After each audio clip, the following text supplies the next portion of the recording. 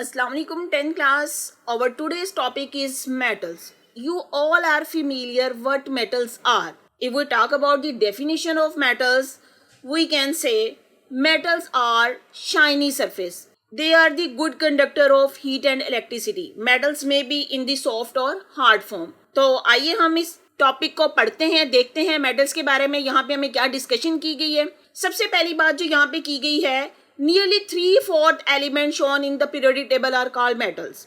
अगर periodic table को 4 part में डिवाइड कर लिया जाए तो इसमें 3 पार्ट ऐसे होंगे जहां पे मेटल्स प्रेजेंट है। तो इसका मतलब हुआ कि पीरियोडिक टेबल में सबसे ज्यादा एलिमेंट मेटलिक फॉर्म में है।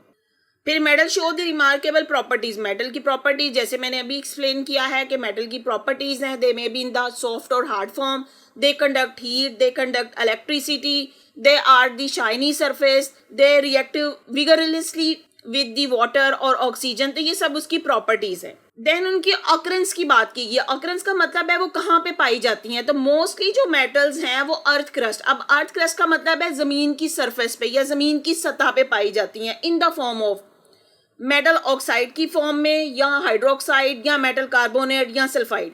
अब यहाँ पे आपसे शॉर्ट क्वेश्चन की फॉर्म में पूछा जा सकता है, explain the occurrence of metals. तो आपने उसमें यही बताना है कि metal occur in the earth crust in the form of their oxides, hydroxides, carbonates and sulphides. तो यहाँ पे ये 4 आप लोगों ने नाम मेटल्स के साथ याद रखने हैं कि either they B in the form of oxides, hydroxides, carbonate और सल्फाइड, और इनकी ऑकरेंस कहाँ है, इन द अर्थ क्रस्ट। उसके बाद हमने मेटल्स की प्रॉपर्टी पढ़ी है कि metal have the tendency to lose electron and form cation. अगर मेटल अपने इलेक्ट्रॉन लूज करती है तो वो पॉजिटिव आयन बनाती है और इस पॉजिटिव आयन को हम बोलते हैं कैटाइन।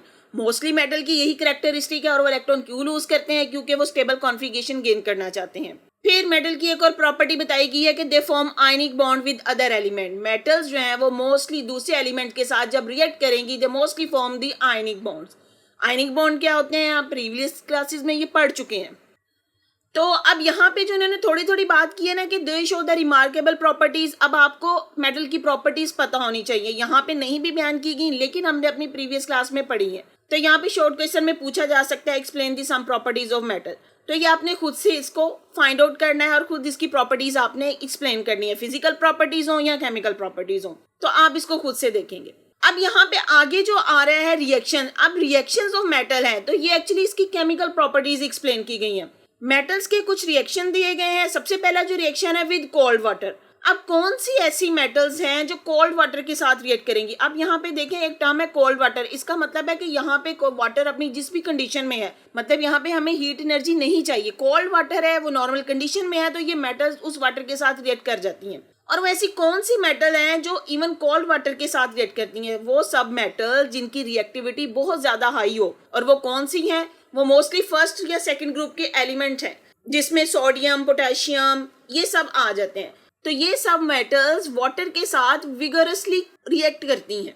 अब जैसे यहाँ पे देखें रिएक्शन भी दिया गया है, सोडियम और पोटेशियम का इवन कोल्ड वाटर के साथ रिएक्ट करेंगे और रिस्पेक्टिव हाइड्रोक्साइड में कन्वर्ट हो जाएंगे और साथ में हाइड्रोजन गैस रिलीज होगी।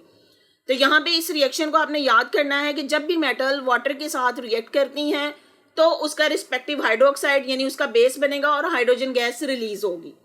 लेकिन एक बात यहाँ पे बता दूं कि सारी की सारी मेटल कोल्ड वाटर के साथ रिएक्ट नहीं करती हैं। कुछ ऐसे भी मेटल्स हैं कि वो कोल्ड वाटर के साथ रिएक्ट नहीं करेंगी। जैसे यहाँ पे हमने एग्जांपल दी है सोडियम और पोटेशियम, ये तो कोल्ड वाटर के साथ जल्दी से रिएक्ट करेंगी, इनका रिएक्शन जल्दी हो जाएगा। लेकिन अगर हम इसके केस में और मेटल सेकंड ग्रुप मेटल की बात करें, जैसे यहाँ पे मैग्नीशियम के बारे में बताया गया, तो मैग्नीशियम कोल्ड वाटर के साथ तेजी से रिएक्ट नहीं करेगी बल्कि इसका रिएक्शन स्लो होगा। और यहाँ पे रिएक्शन देखिए मैग्नीशियम वाटर के साथ रिएक्ट करेगी, मैग्नीशियम हाइड्रोक्साइड बनेगा और हाइड्रोजन गैस। तो अब यहाँ पे पूछा जाने वाला क्वेश्चन आपसे है कि कौन सी ऐसी मेटल हैं जो कोल्ड वाटर के साथ तेजी से रिएक्ट करती हैं, या कोई एक ऐसी मेटल का रिएक्शन बताएं जो स्लोली रिएक्ट करती है कोल्ड वाटर के साथ। तो सोडियम, पोटेशियम ये तेजी के साथ या विगरसली रिएक्ट करेंगी कोल्ड वाटर से, लेकिन मैग्नीशियम का वाटर के साथ जो रिएक्शन है वो स्लो होगा। तो इसमें हम कह सकते हैं ऐसी मेटल्स जिनकी रिएक्टिविटी बहुत ज्यादा है वो इवन कोल्ड वाटर के साथ रिएक्ट कर देंगे। और इसकी एग्जांपल है, आप कह सकते हैं सोडियम है, पोटेशियम है, लिथियम है, कैल्शियम है। तो ये सब की सब वाटर के साथ रिएक्ट कर जाएंगी। और ऐसी मेटल्स जिनकी रिएक्टिविटी कम है जैसे मैग्नीशियम है, ये कोल्ड वाटर के साथ स्लोली रिएक्ट करेगी। और कुछ ऐसे भी मेटल हैं जो वाटर के साथ रिएक्ट ही नहीं करेंगी और उनको हम बोलेंगे they are unreactive to water. वो कौन सी है वो मैं आगे आपको एक्सप्लेन करती हूँ। तो अभी जो हमने मेटल्स का रिएक्शन पढ़ा है कोल्ड वाटर के साथ, अब अगला रिएक्शन है मेटल्स का विद स्टीम के साथ। अब स्टीम से क्या मुराद है कि हमने वाटर का टेम्परेचर बढ़ा दिया है, तो इसका मतलब है कुछ मेटल्स ऐसी भी हैं जो वाटर के साथ तब रिएक्ट करेंगी कि अगर उनका टेम्परेचर बढ़ा दिया जाए। अब जैसे यहाँ पे बात की गई है the more reactive metal the more readily it react with the steam. जितनी मेटल की रिएक्टिविटी ज्यादा होगी उतना ही वो स्टीम के साथ रिएक्ट करेगी। Reactive metals like sodium, lithium, sodium, potassium and calcium. तो आपसे यहाँ पे पूछा भी जा सकता है कौन सी ऐसी मेटल्स हैं जो बहुत ज्यादा रिएक्टिव हैं, तो यहाँ पे नाम आपको बता दिए कि ये नाम आपने याद रख लेने हैं। Lithium, sodium, potassium, calcium react violently. Violently means strongly वो रिएक्ट करती हैं स्टीम के साथ। And the reaction can be dangerous. तो ये रिएक्शन डेंजरस भी हो सकता है क्योंकि जब वो मेटल स्टीम के साथ रिएक्ट करेगी वो अपने ऑक्साइड में कन्वर्ट होगी और हाइड्रोजन गैस रिलीज होगी। और beryllium and aluminium react with steam at a high temperature. अब यहाँ पे जो बेरिलियम और एल्यूमिनियम है इनके लिए स्टीम का टेम्परेचर बहुत हाई होना चाहिए और वो कितना, तकरीबन 700 degree to give their respective oxide and hydrogen. तो बेरिलियम का रिएक्शन भी दिया गया। बेरिलियम जब वाटर के साथ रिएक्ट करेगी, एक्चुअली वाटर नहीं ये स्टीम है और इसका टेम्परेचर कितना है 700 डिग्री टेम्परेचर है। तो 700 डिग्री पे ये काम करेगी, रिएक्ट करेगी और बेरिलियम ऑक्साइड में कन्वर्ट हो जाएगी। चलें जी, अब आगे क्या बात की गई। Magnesium, iron and zinc have the moderate reaction with steam producing there respective oxide and hydrogen gas. अब यहाँ पे मैग्नीशियम, आयरन और जिंक ये ऐसी मेटल्स हैं ये स्टीम के साथ भी बहुत जल्दी से रिएक्ट नहीं करती हैं। इनका रिएक्शन मॉडरेट होता है और मॉडरेट रिएक्शन है और उसमें जो है जैसे एग्जांपल दी गई है मैग्नीशियम वाटर के साथ रिएक्ट करी, मैग्नीशियम ऑक्साइड बनाएगी और हाइड्रोजन गैस बनाएगी। जी स्टूडेंट, इसमें हम कह सकते हैं कि मेटल्स का जो वाटर के साथ रिएक्शन है उसकी बेस पे हम इनको 3 कैटेगरीज में डिवाइड कर सकते हैं। अब वो 3 कैटेगरीज कौन सी होंगी जी? तो पहली कैटेगरी इसमें आती है वेरी रिएक्टिव। ऐसी मेटल्स हैं जो वाटर के साथ विगरसली रिएक्ट करती हैं, इवन कोल्ड वाटर के साथ भी रिएक्ट कर जाती हैं। और अगर उसकी हम एग्जांपल लेना चाहें तो उसकी एग्जांपल में कौन कौन सी मेटल आ जाएंगी, उसमें हम कह सकते हैं कि पोटेशियम आ सकती है, सोडियम है, लिथियम है। तो ये सारी मेटल्स जो है ये वेरी रिएक्टिव है जो वाटर के साथ, इवन कोल्ड वाटर के साथ भी रिएक्ट कर जाएंगी। और अगर हम लेस रिएक्टिव की बात करें तो लेस रिएक्टिव वो मेटल्स हैं जो कोल्ड वाटर के साथ तो रिएक्ट नहीं करती हैं, लेकिन अगर टेम्परेचर बढ़ा दिया जाए तो मे भी वो रिएक्ट कर लें और हो सकता है कि वो स्टीम के साथ रिएक्ट करें। जैसे अभी हमने रिएक्शन पढ़ा है कुछ मेटल्स का कि वो स्टीम के साथ रिएक्ट करती हैं। और उसकी अगर आप एग्जाम्पल लेना चाहें तो उसमें जो एग्जाम्पल दे सकते हैं जैसे जिंक है या एल्यूमिनियम है या आयरन है। तो ये वाली मेटल्स जो इनको हम बोलते हैं ये लेस रिएक्टिव हैं। इसी तरह कुछ ऐसी मेटल है जो अनरिएक्टिव। अनरिएक्टिव का मतलब है कि वो वाटर के साथ रिएक्ट नहीं करती हैं, चाहे कोल्ड वाटर हो चाहे स्टीम हो। अब उसमें कौन कौन सी मेटल आ जाती हैं, जैसे आप कह सकते हैं कि गोल्ड है, ये वाटर के साथ अनरिएक्टिव है। यहाँ इसमें आप कह सकते हैं कॉपर, तो कॉपर भी जो है वो अनरिएक्टिव मेटल है। यहाँ इसमें आप एक और एग्जाम्पल दे सकते हैं सिल्वर की। तो ये सारी की सारी मेटल जो है ये अनरिएक्टिव है। तो यहाँ पे आपने मेटल्स को 3 कैटेगरीज में डिवाइड कर दिया है, वेरी रिएक्टिव, लेस रिएक्टिव और अनरिएक्टिव। तो ये आपसे शॉर्ट क्वेश्चन की फॉर्म में या एमसीक्यू की फॉर्म में भी पूछा जा सकता है। जी अब बात करते हैं reaction of metals with oxygen. कोई भी मेटल जब ऑक्सीजन के साथ कैसे रिएक्ट करती है, तो जितनी मेटल ज़्यादा रिएक्टिव होगी, इसकी रिएक्टिविटी ज़्यादा होगी, उतना विगरसली वो ऑक्सीजन के साथ रिएक्ट करेगी, अपने ऑक्साइड में कन्वर्ट हो जाएगी। जैसे यहाँ पे एग्जांपल दी गई है सोडियम की है। Sodium burn in air with yellow flame producing both sodium oxide and sodium पर ऑक्साइड। इससे पहले जो हमने एक टॉपिक पढ़ा था ऑक्साइड्स पढ़े थे, डिफरेंट ऑक्साइड की टाइप्स पढ़ी थी। तो उसमें हमने यही कहा था कि जब भी कोई एलिमेंट ऑक्सीजन के साथ रिएक्ट करता है उसका रिस्पेक्टिव ऑक्साइड बनाता है। तो यहाँ पे जो एलिमेंट एक्चुअली हमारा मेटल है, जब भी मेटल जो है वो ऑक्सीजन के साथ रिएक्ट करेंगे उनके रिस्पेक्टिव ऑक्साइड में कन्वर्ट हो जाएंगी।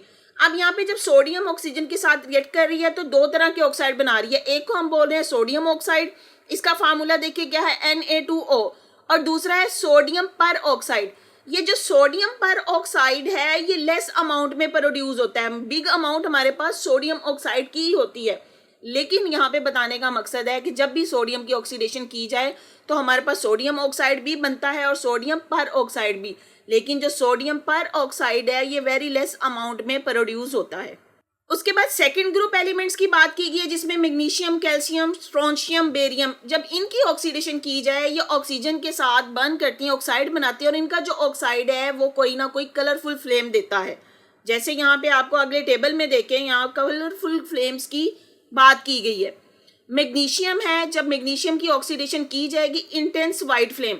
अब इंटेंस वाइट फ्लेम कैसे है कि एक्चुअली जब मैग्नीशियम का रिएक्शन होता है ऑक्सीजन के साथ, तो ये एक्सोथर्मिक रिएक्शन होता है, बहुत ज़्यादा इसमें हीट रिलीज होती है और वेरी ब्राइट फ्लेम होता है, और वेरी ब्राइट फ्लेम होता है, इसी वजह से हम उसको कहते हैं इंटेंस वाइट फ्लेम है।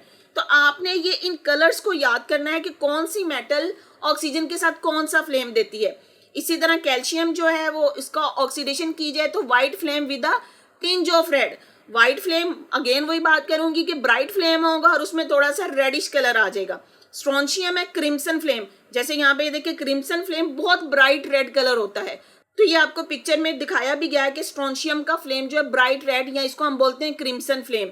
इसी तरह बेरियम की बात की जाए तो बेरियम जो है वो पेल ग्रीन फ्लेम देता है, तो यहाँ पे ये देख लें। तो डिफरेंट मेटल्स जब ऑक्सीजन के साथ रिएक्ट करती हैं, स्पेशली दी ये जितनी मेटल्स हैं ये सेकेंड ग्रुप एलिमेंट है।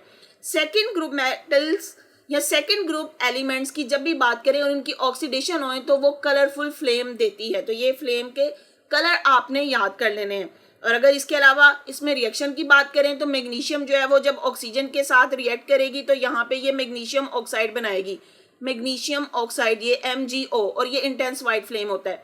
इसी तरह कैल्शियम जो है वो कैल्शियम ऑक्साइड बनाएगी जो कि इंटेंस वाइट फ्लेम है, टिंज ऑफ रेड है। स्ट्रोंशियम का देखा जाए तो ये स्ट्रोंशियम ऑक्साइड बनेगा SrO, और बेरियम का देखा जाए तो BaO, ये बेरियम ऑक्साइड बनेगा। अब यहाँ पे जब बेरियम के साथ रिएक्ट करती है बेरियम ऑक्साइड भी बनता है, इसके अलावा यहाँ पे बेरियम पर ऑक्साइड भी बनता है। बेरियम पर ऑक्साइड का फार्मूला Ba2O है, लेकिन बेसिकली यहाँ पे बेरियम ऑक्साइड बनता है, तो आपने इसको यही याद रखना है, जो कि पेल ग्रीन फ्लेम होता है।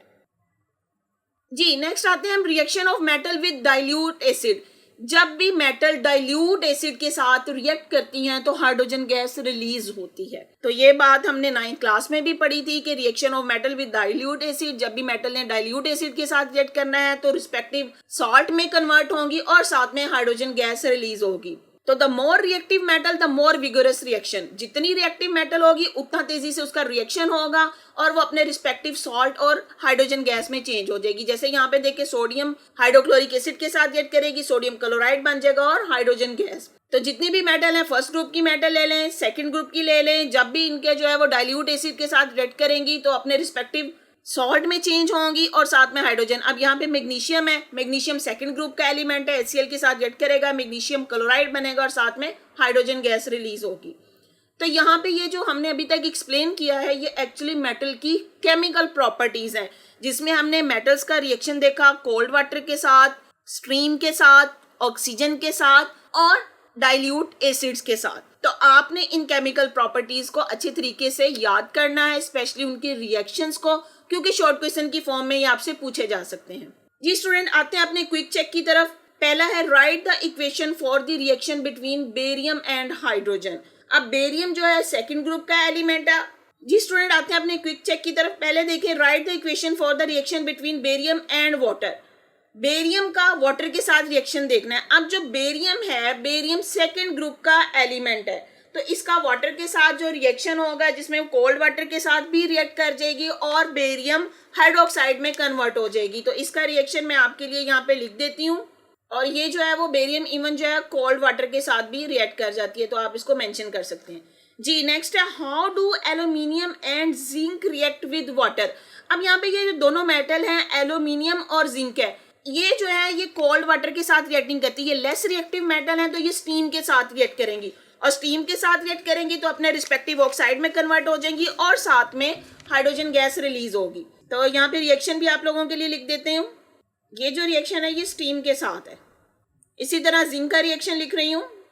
तो दोनों सूरतों में एल्यूमिनियम हो या जिंक, ये स्टीम के साथ रिएक्ट करेंगी, अपने रिस्पेक्टिव ऑक्साइड में कन्वर्ट होंगी और हाइड्रोजन गैस रिलीज होगी। तो आपने इन दोनों रिएक्शन का डिफरेंस देखा है। अगर जो मेटल है कोल्ड वाटर के साथ रिएक्ट कर रही है तो वो अपने रिस्पेक्टिव हाइड्रोक्साइड में चेंज हो रही है, लेकिन अगर मेटल स्टीम के साथ रिएक्ट कर रही हैं तो उनका ऑक्साइड बन रहा है और साथ में हाइड्रोजन गैस रिलीज हो रही है। तो ये आपने रिएक्शंस को अच्छी तरीके से याद कर लेना है।